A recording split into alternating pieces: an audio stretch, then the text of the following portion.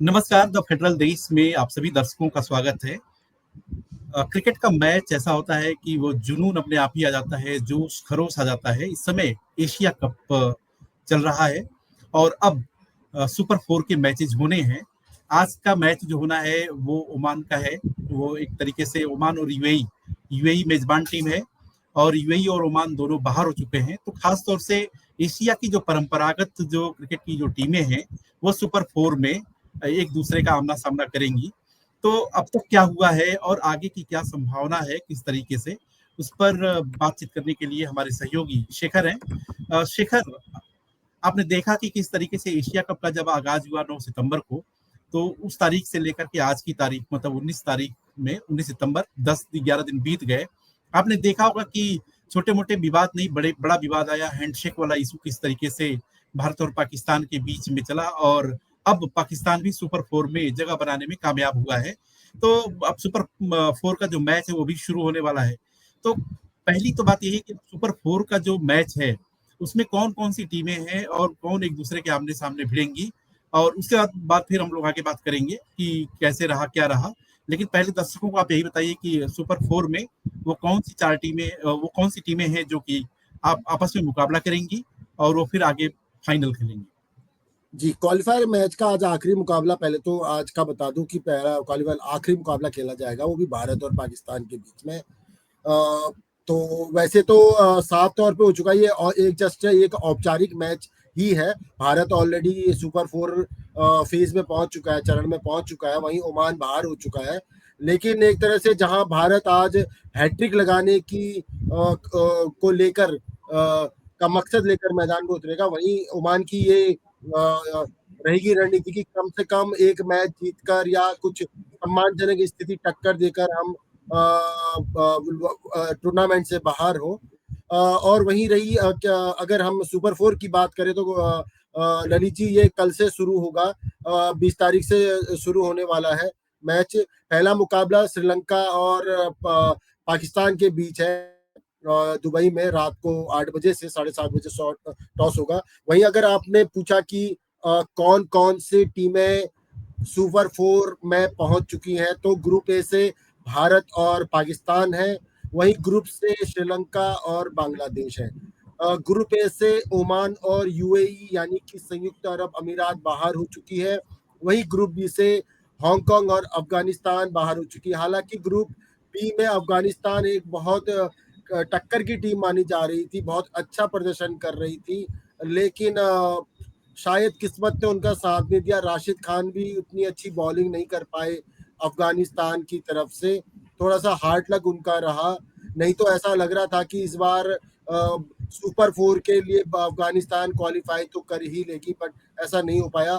हालांकि अब मैच का जो रोमांच है वो बहुत अच्छे चरण में पहुंच चुका है। सुपर फोर का सबका इंतजार रहेगा। अंकों की बात करें तो सेम ही फॉर्मेट रहेगा। मैच जीतने पर 2 अंक मिलेंगे, ड्रॉ होने पर 1 अंक मिलेंगे और हारने पर कुछ भी नहीं मिलेगा।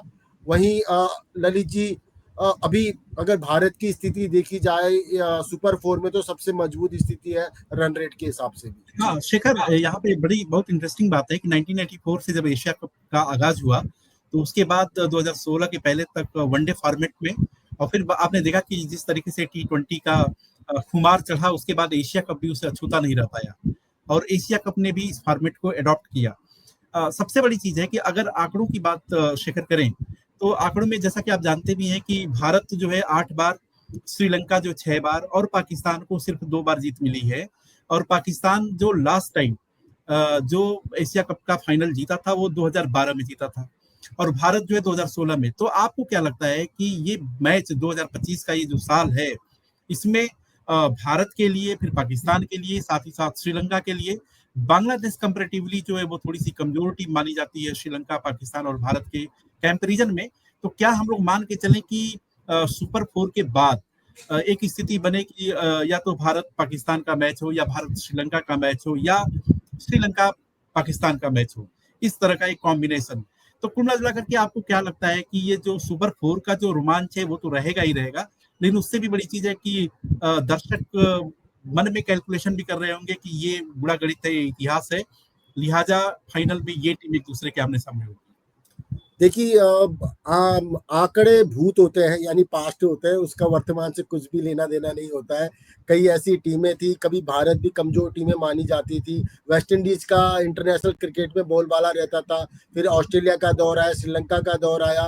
अब जब से 2007 के बाद से, जब से MS धोनी ने कैप्टनसी संभाली, तब से ही आपने ये देखा होगा कि तब से भारत एक नई टीम बनकर सामने आई है।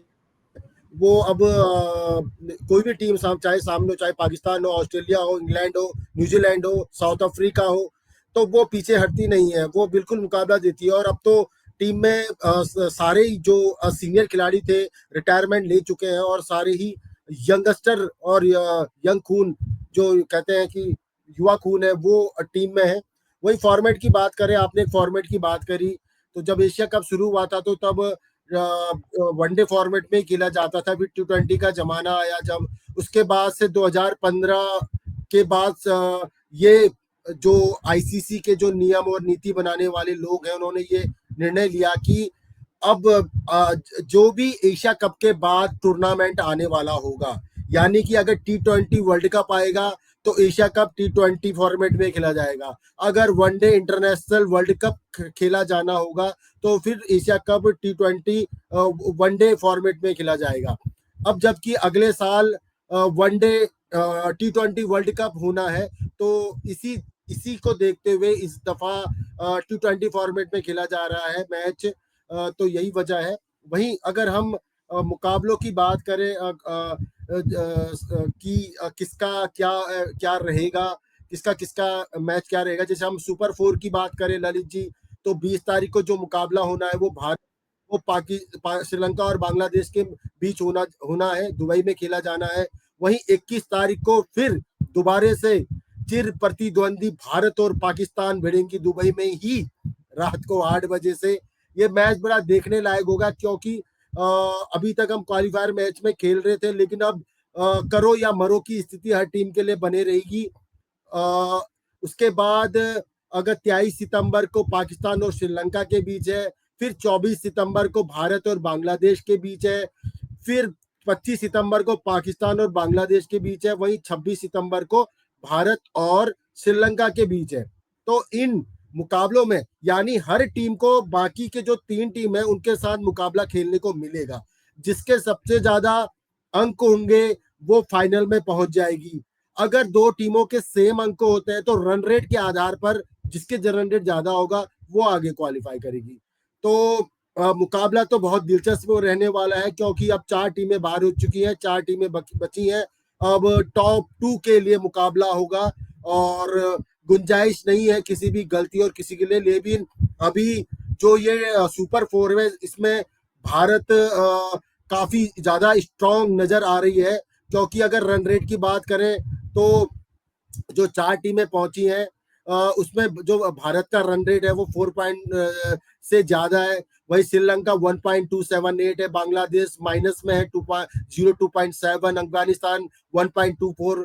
और तो इस तरह की जो है, इस तरह की है। अभी भारत का रन रेट भी काफी ज्यादा है, और आपने देखा होगा कि अपने दोनों ही मुकाबले में काफी ज्यादा अंतर से मैच जीती थी भारत। पहला मुकाबला UAE को हराया था 9 विकेट से, दूसरा मुकाबला कड़े टक्कर देने वाली पाकिस्तान को हराया था 7 विकेट से। कहीं लग नहीं रहा था कि ये वही पाकिस्तान है जो भारत को कड़े टक्कर देते हुए नजर आती थी। बिल्कुल ऐसा लगा कि नई नवेली टीम है, अभी अभी क्वालिफाई किया है, एशिया कप में पहली बार खेल रही है। तो जो भारत की टीम है संतुलित टीम है, बेहतरीन टीम है। अब आज का मुझे नहीं पता कि हो सकता है कि क्योंकि परसों मुकाबला पाकिस्तान के खिलाफ खेला जाना है संडे को, तो हो सकता है कि आज कुछ वरिष्ठ खिलाड़ियों को रेस्ट भी दे सकती है टीम की, क्योंकि परसों अहम मुकाबला है। आज तो ओमान के साथ खेला जाना है, क्योंकि वैसे तो हारने के चांसेस भारत के कम है, लेकिन अगर मैच हाथ से निकल भी जाता है फिर भी कोई चांसेस नहीं है ओमान के आगे बढ़ने की। भारत ऑलरेडी सुपर 4 में पहुंच चुका है। अच्छा शेखर, जैसा कि आपने कहा कि क्रिकेट के खेल में आंकड़े जो होते हैं वो इतिहास हो जाते हैं, लेकिन इतिहास अगर आपका बेहतर होता है तो कम से कम ये लगता है कि कोई भी वो कहता है कि वर्तमान भी उसका अच्छा होगा। इस तरह की बातें होती हैं, लेकिन सही बात है कि आंकड़े आंकड़े होते हैं। आपने क्रिकेट के मैदान पर क्या कुछ किया है वो बहुत मतलब नहीं रखता है, वर्तमान में आप क्या कर रहे हैं वो मतलब रखता है।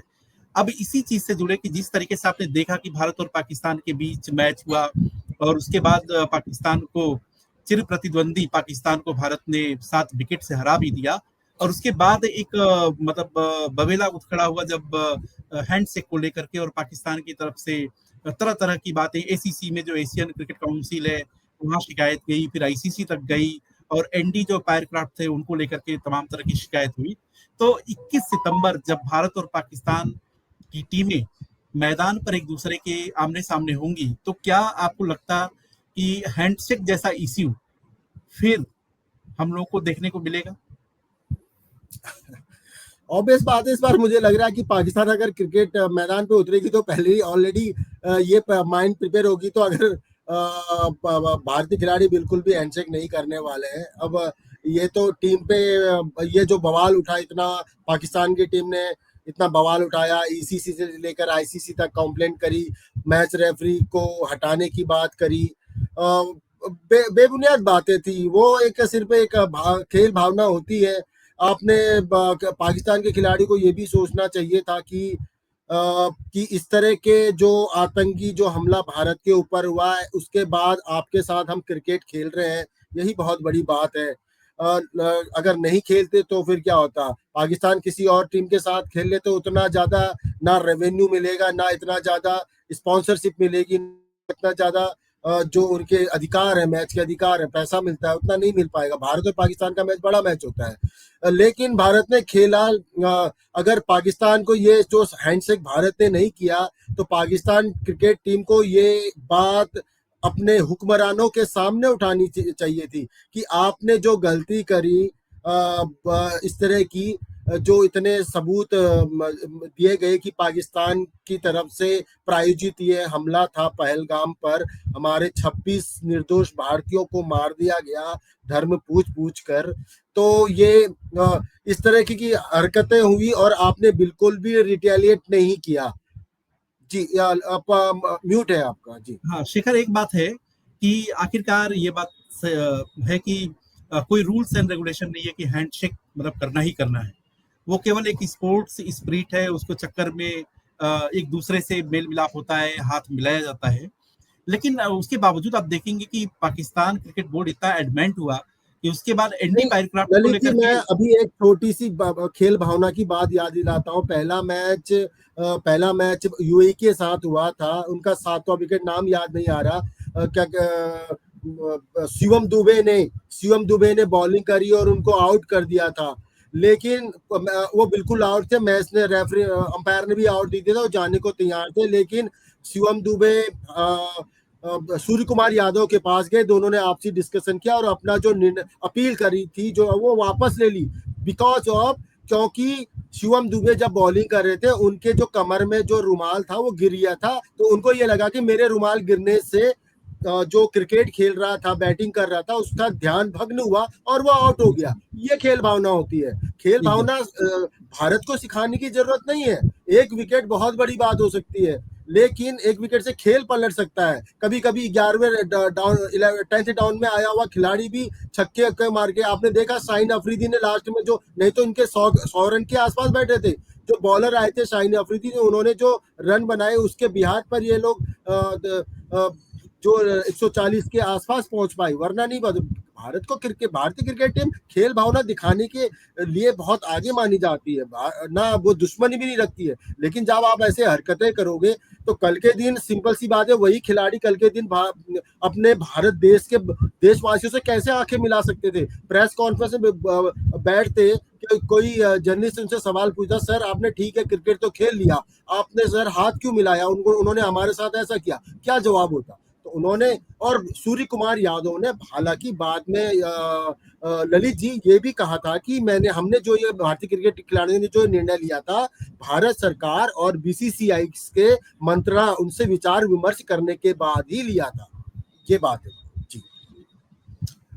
शिखर, एक चीज और है कि जैसे भारत और पाकिस्तान के बीच जब मैच होता है तो स्वाभाविक तौर पे है कि वो केवल मैच नहीं रह जाता है, उसमें करो और मरो वाली बात हो जाती है लेकिन बिल्कुल। मतलब ऐसा क्या हुआ कि पाकिस्तान की टीम, जो कि वैसे अगर एशिया कप की बात करें तो एशिया कप में पाकिस्तान का परफॉर्मेंस बहुत बेहतर मतलब नहीं रहा है, केवल 2 दफा उनको जीत दर्ज करने में कामयाब हुए।